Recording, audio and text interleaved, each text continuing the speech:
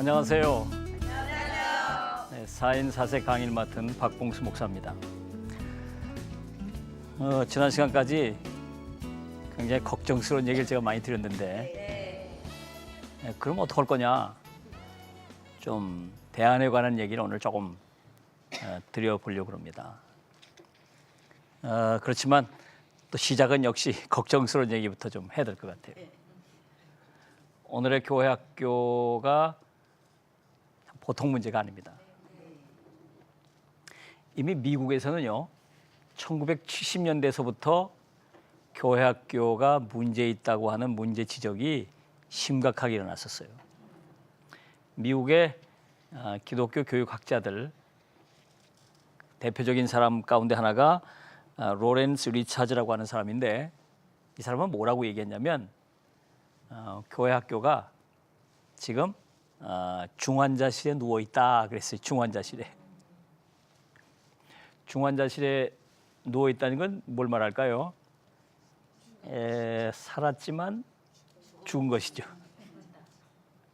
죽었다고 볼 수는 없지만 그렇다고 또 살았다고도 볼 수도 없고, 참 아슬아슬한.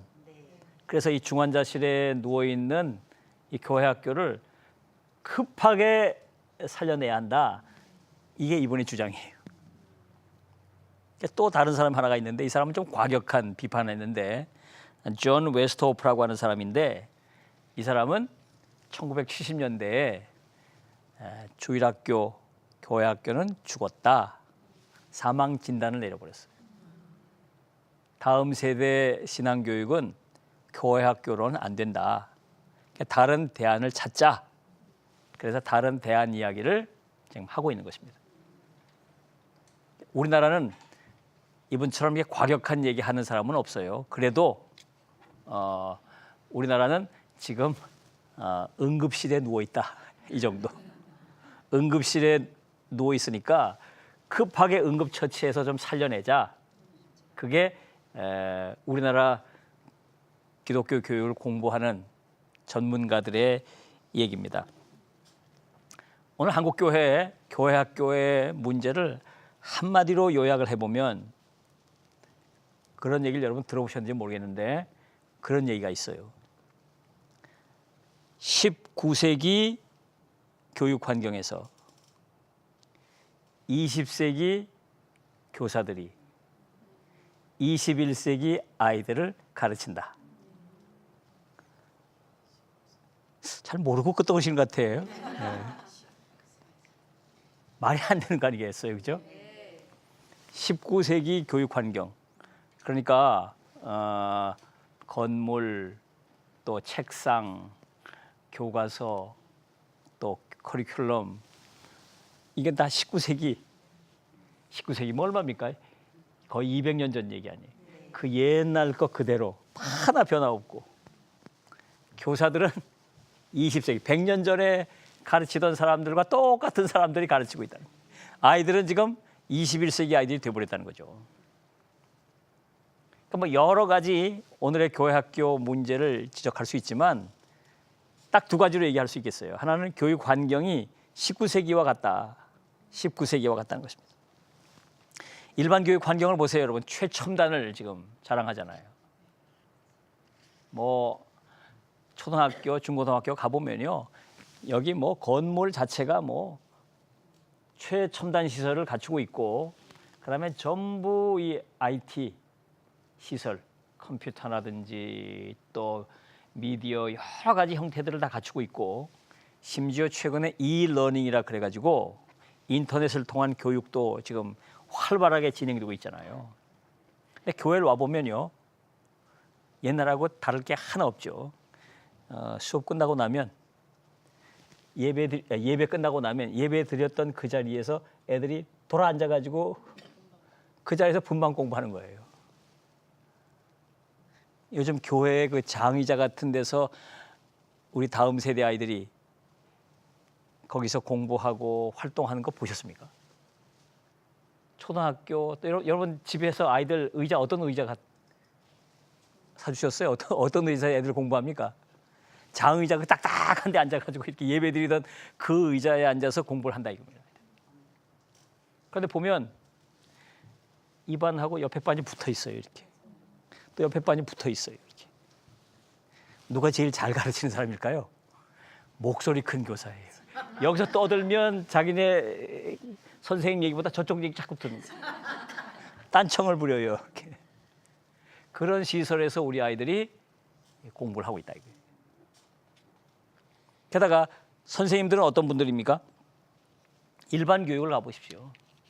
일반 교육에는요, 전부 다 전문가들이잖아요. 사범대학을 나오든지 교대를 나오든지 그래서 임용고시를 봐가지고 붙어야만 거기 들어가잖아요. 게다가 계속해서 연수받고 이래가지고 전문성을 계속 키워가지고 지금 초등학교 선생님들, 중학교, 고등학교 선생님들, 뭐 대학 교수님들은 말할 것도 없고 다 그 분야 전문가들이잖아요. 근데 교회 학교 교사들을 보십시오. 예. 임용고사 받나요? 특별 연수 받나요? 그런 거 없거든요. 그냥 아무나 그냥. 그나마 교사들도 그것도 하겠다는 교사가 없어가지고 사정해가지고 갖다 앉혀놓잖아요. 교사가 없어서 난리잖아요. 훈련도 제대로 안 받았죠. 또 자기 신앙도 아슬아슬해. 요즘 많은 교회가 교회학교 교사들 청년들이 많아요. 청년들은 자기가 지금 신앙을 지켜낼 수 있을지 없을지 모를 정도로 아슬아슬한데 그 사람들이 아이들을 지금 가르치고 있는 겁니다. 그러니까 비전문가들이에요. 자기도 잘 믿지 못하는 거를 아이들에게 가르치는 교사들이 없잖아 있다 그 말입니다. 그러니까 아이들이 오고 싶겠습니까? 오늘 교회 학교는요, 만약에 제가 그 나이라면 저는 안 갈 것 같아요. 그래도 교회 학교 이 상황에서 교회 학교 오는 아이들은 그래도 착한 아이들이야. 쟤들 너무 고마운 아이들이에요. 고마운 아이들. 와주는 게 고마운 아이들이야. 이런 상황 가운데서 아이들이 교회를 와준다는 게 정말 고마운 상황이죠. 한마디로 말하면 오늘의 교회 학교는 오고 싶지 않은 곳이 돼버렸다 그 말이에요. 우리 다음 세대 아이들에게는 오고 싶지 않은 교회가 그런 곳이 돼버렸어요. 이게 교회 학교의 가장 심각한 문제죠. 1970년대만 해도요. 1970년대만 해도 아이들이 별로 갈 데가 없었습니다. 1970년대 또 60년대 이렇게 보면요. 뭐 놀 것도 없고 뭐 새로운 거 볼 것도 없고 그러니까 교회 가면 뭐가 있어 그래도. 교회 가면 뭐 인형극도 하고 교회 가면 레크레이션도 하고 뭐 교회 가면 뭐 그때 빵도 주고 뭐 이것도 주니까 애들이 교회로 모여오는 거예요. 애들이. 이게 80년대로 넘어서면서부터는 역전이 됐죠. 교회보다 재미있는 데가 너무 많아. 교회보다 가고 싶은 곳이 너무 많아요. 교회 너무너무 재미가 없는 거야 가보면. 너무 재미가 없어. 너무 재미가 없고 그런 곳이 돼버렸다 그 말입니다. 그래서 아이들이 우리 다음 세대 아이들이 교회로부터 점점 멀어지고 있어요. 어떻게 하면 좋을까요 이거? 그래서 기존에 교회 학교가 있는 그런 교회들은 그 교회 학교를 잘 살려내야 되고 교회 학교가 한 절반 정도 없다고 제가 말씀드렸는데 교회 학교가 아예 없는 교회들은 그나마 교회 학교를 다시 시작을 해야 합니다. 그래서 교회 학교를 살려내야 우리의 다음 세대들이 하나님의 백성으로 세워질 거고 교회 학교를 살려내야 한국 교회의 미래가 있는 것입니다. 우선 기존에 있는 교회들을 생각해 볼까요? 기존에 교회 학교가 있는 교회 학교를 그러면 어떻게 살려낼 수 있을까요? 제일 먼저 중요한 건요. 이 생태 환경을 바꿔줘야 돼요. 생태 환경. 요즘 이 생태 환경이란 말이 일반 사회에 굉장히 중요한 용어로 쓰여지고 있어요. 이 이칼라지라고 하는 생태 환경이라고 하는 거. 제가 지금 몽골이나 중국의 그 서북 지역을 가보니까요. 사막화가 급속도로 진행이 돼요. 사막화가 점점 사막이 넓어지는 겁니다. 이렇게. 결국 우리나라에 황사가 날아오는 곳이 바로 그곳이에요. 그거를 막아주지 못하면 한 도시가 없어져요. 도시가 없어진다니까요. 황사 때문에 환경이 완전히 파괴되는 거죠. 그래서 중국 정부는 지금 안간힘을 쓰는 거예요. 사막이 확대되지 않도록 나무를 심고 물을 주고 막 총력전을 가보면 눈물겹도록 그 사막화와 싸우고 있어요. 그래서 어떤 경우는 굉장히 성과를 냈습니다. 사막이 점점 푸르러지기 시작했어요. 이렇게. 그래서 오히려 역사막화, 사막을 푸른 초장으로 변화시켜가는 일들이 점점 생겨나고 있습니다. 저는 오늘의 한국교회의 교회학교가 이게 사막화되고 가고 있다고 생각해요. 점점 교회학교가 줄어들고 있고 있는 교회학교들도 점점 그 힘을 잃어가고 있어요. 이걸 어떻게 회복시켜 갈 거냐. 그래서 이 생태 환경을 획기적으로 바꿔줘야 한다. 그러기 위해서는 어떻게 할 건가? 우선 교회의 이 정책적 우선순위를 과감하게 재조정해야 합니다. 교회 당회나 교회의 지도자들 이분들의 머릿속에 교회학교는 늘 후순위예요. 정책을 배려하고 재정을 이렇게 나눌 때 교회학교는 늘 뒷전이에요. 다 다른 데가 있어요. 다른 데가 우선권이 있어요. 이걸 획기적으로 바꿔줘야 해요. 다음 세대를 살려야 한다는 절박한 마음을 가지고 다음 세대 문제를 교회의 정책적 우선순위로 과감하게 올려야 돼요. 과감하게. 그래서 교회학교 문제를 먼저 논의하고 이 다음 세대 문제를 어떻게 할 건가를 먼저 논의할 수 있어야 합니다. 그럴 수 있는 아주 과감한 정책적 우선순위 조정이 필요해요. 참 이거 쉽지 않습니다. 이렇게 할 수 있는 교회가 많지 않아서 걱정이에요. 또 하나는 교회 학교에 인적 자원을 우선적으로 지원해야 합니다. 교회를 보면요, 일 잘하고 열심히 잘하고 능력 있고 영향력이 있는 사람들은 어디다 배치할까요? 먼저 그 사람들이 어디로 배치될까요?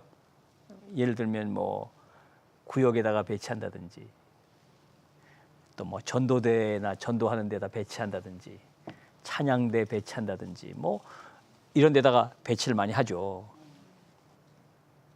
교회학교 교사는 잘 안 하려고 그래요. 힘도 드는 데다가 알아주는 사람도 별로 없죠. 힘도 들고 알아주는 사람이 별로 없어요. 그러니까 의도적으로 다음 세대 아이들은 그 어떤 선생님이냐에 따라서 아이들의 신앙교육의 상황이 완전히 달라지기 때문에 선생님을 아주 믿음의 본이 되는 사람들, 정말 훌륭한 사람들을 교회학교 쪽으로 대폭 먼저 인력 배치를 그렇게 해가야 합니다. 이 역시 쉬운 일이 아니죠. 그다음에 또 하나, 교회의 재정 지원을 획기적으로 늘려야 합니다. 교회 학교에 지원하는 예산, 교회 학교는요 예산을 투입한다고 해서 나오는 게 별로 없죠. 걔들 헌금하는 아이들이 아니니까. 어른들 사역에다가 돈을 많이 투자하면 은혜 받고 헌금 많이 하니까 그쪽에다가 예산을 많이 투입하게 돼요. 이렇게 다음 세대 아이들은 그냥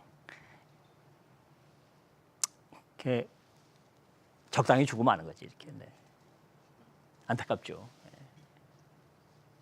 그 교회 개혁 실천 연대라고 하는 그 기독교 NGO 단체가 조사를 했는데 교회 학교나 다음 세대에 투입하는 교회 예산이 교회 전체 예산 가운데 5.9%밖에 안 된다는 거예요. 거기서 또 그 교회 학교만을 떼면 교회 학교만 떼면 4% 정도밖에 안 된다는 거죠. 그러니까 전체 교회 예산 가운데 다음 세대 아이들에게 사용하는 예산이 5, 6%밖에 안 된다는 거니까 이게 되겠습니까? 이래가지고 다음 세대가 이렇게 심각한데, 그러니까 다음 세대 아이들을 위해서 재정을 적어도 10% 가까이 이렇게 배려를 해야 뭔가 일을 할 수 있지 않겠어요? 그런 일들이 있어야 합니다.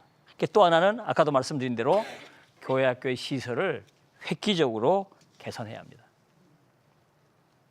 그러니까 뭐 극단적인 예를 들어드리면 어른들은 선풍기 바람 쐬면서 예배를 드리더라도 아이들은 에어컨 바람 쏘이고 예배 드릴 수 있도록 해야 되는데 지금 반대가 됐어요. 어른들은 막 에어컨 바람 쐬면서 예배 드리고 애들은 선풍기 돌려준다. 이런 애들이 오겠어요? 이런 애들이. 참 딱한 노릇이죠. 그러니까 이걸 바꿔줘야 한다 이게. 그래서 아이들이 그래도 우리 교회가 다음 세대를 좀 생각하는구나. 우리 교회는 좀 다음 세대에 대한 관심이 좀 있구나. 이걸 좀 보여줄 수 있어야 한다 그 말입니다. 그렇게 바꿔가야 되겠죠. 그리고 이제 교회 학교의 패러다임을 바꿔야 하는데요. 조금 이건 어려운 얘기가 되겠습니다만은 그동안에 교회 학교는 아이들을 가르치는 것을 학교식 방법으로 가르쳤어요. 그래서 교회 학교라고 이름을 줬잖아요. 이게 문제인 거죠. 여러분, 신앙을 학교에서 지식 전달하는 방법으로 전달한다고 신앙이 제대로 전달이 되겠습니까? 신앙 안에는 지식만 있는 게 아니잖아요. 예를 들어 볼까요?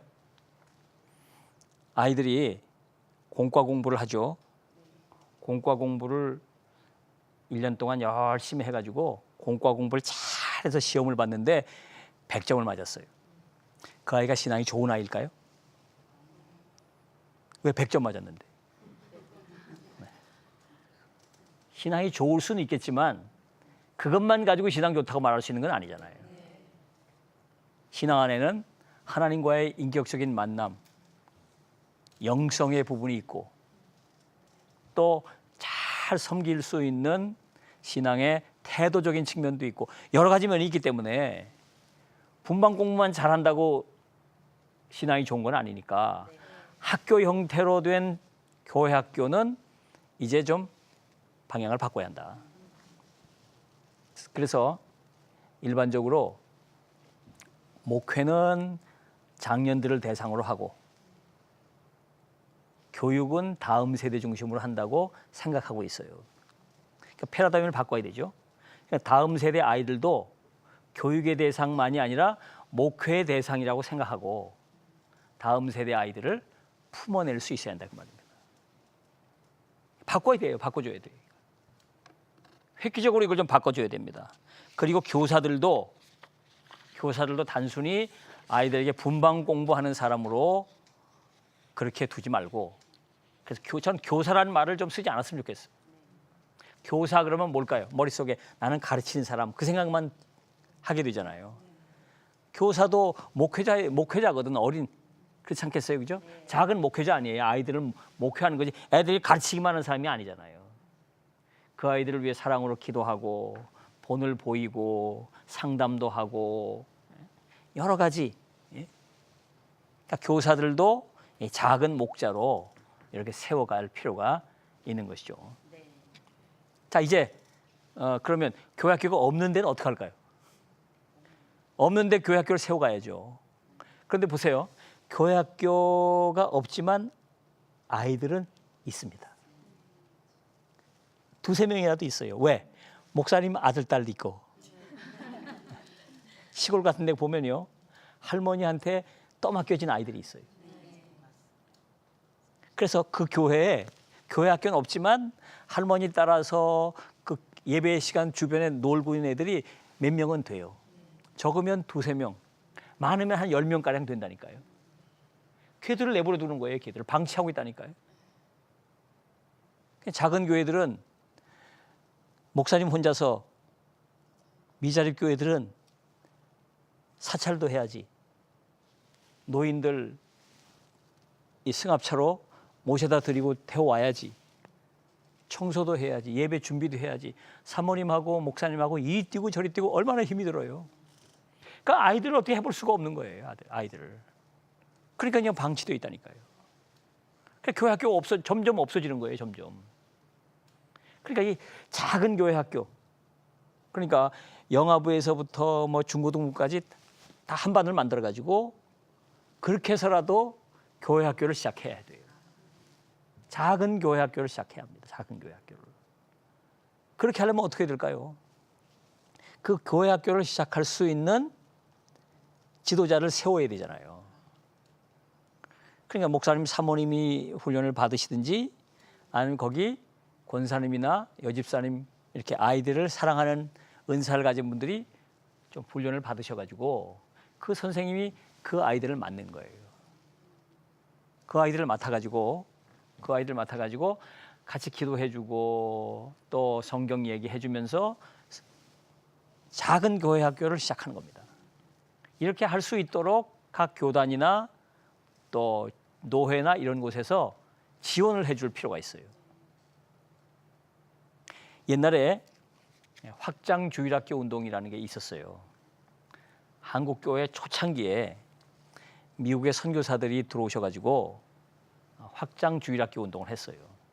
예를 들면 한국의 어머니 교회인 세문안교회가 있죠. 세문안교회, 저기 그 광화문 쪽에 세문안교회가 있잖아요. 이 세문안교회에서 예배를 드리고 나면 청년들, 선교사님들이 청년들을 파송했어요. 그 서울 사대문 밖에 그때만 해도 용산, 마포 이런 데는 거기가 경기도입니다. 다 서울이 아니고 한성이 아니고 그 지역에 이 청년들이나 이런 사람들을 파송했어요. 그래서 동네 아이들을 모아놓고 성경을 가르쳤어요. 주일날 오전에 예배 드리고 오후에 나가는 거예요. 나가서 거기서 성경을 가르치면서 그렇게 주일학교가 시작이 되는 겁니다. 주일학교가 잘 시작되다가 그 주일학교를 기초로 해가지고 거기 교회가 세워지는 거예요. 그런 형태로 교회들이 서울 주변에 많은 교회들이 세워지기 시작했어요. 이 확장 주일학교 운동입니다. 이것을 참고해가지고 오늘도 좀 중대형 교회들이 교회 학교 없는 교회에 이렇게 그 확장 주일학교 운동하듯이 오전에 예배를 드리고 거기 아이들을 사랑하고 그렇게 은사가 있는 그런 선생님들을 한 명, 두 명 보내는 거예요. 뭐 피아노 칠 줄 아는 사람, 또 구연동화, 성경 이야기 잘 가르치는 사람들을 보내는 거예요.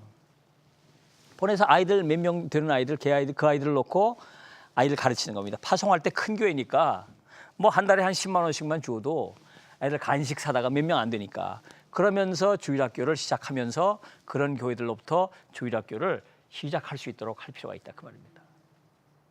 지금 말씀드린 대로 교회 학교가 죽어가고 있어요. 이 교회 학교를 살려야 합니다. 우선 있는 교회 학교를 아이들이 오고 싶은 교회 학교로 만들어 가야 돼요. 그 절반 정도 교회 학교가 없는데 이곳에 교회 학교를 다시 시작해야 합니다. 교회 학교를 살려야 돼요. 그래야 우리의 다음 세대 아이들이 교회 안에서 잘 자라날 수 있습니다. 여러분 교회 학교를 좀 돌아보십시오. 우리 교회 학교는 어떤 상황이 있나. 교회 학교를 위해서 기도해 주시고 여러분들이 교회 학교 살리는 일에 앞장을 서 주시길 바랍니다. 그리고 한국교회가 교회 학교에 대한 관심을 가지고 교회 학교 살리는 일에 더 힘을 내 주시기를 부탁합니다. 감사합니다.